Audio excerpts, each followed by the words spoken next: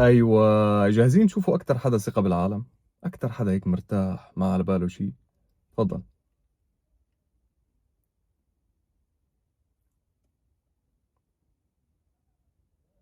هلا الواحد بيشوف هيك بيقول انه والله تبع دليفري، قبل ما يعطيه العالم فتح هيك دائم البيتزا وبعدين اعطاها للعالم، وهلا خلصت هي القصة، انه هلا هو بده يركب الاسانسير ويرجع على المحل. ما لا لا لا، غلطان كثير. هلا انتقلنا نحن للمرحلة الثانية، هلا مرحلة الوحش.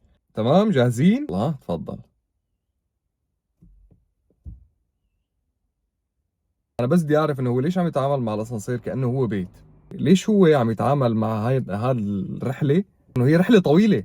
فانه انت بتصل معك القصص انه انت بتطلع تاكل البيتزا تبع العالم تعطيهم اياها وبالنزله بتشخ.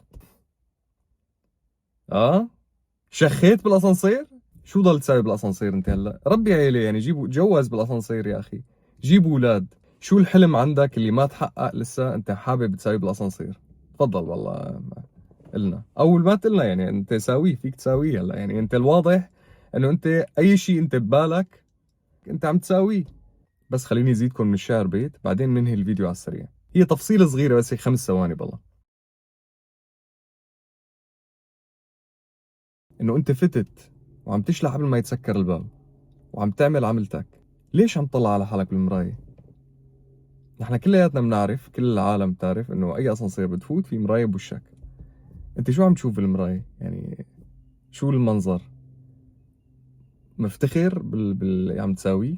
يعني انت لما عم تطلع على حالك بالمراية انت شو عم تقول لحالك؟ انه ايه والله انك وحش و انتهى الحكي. خلص هي هي. يلا سلام.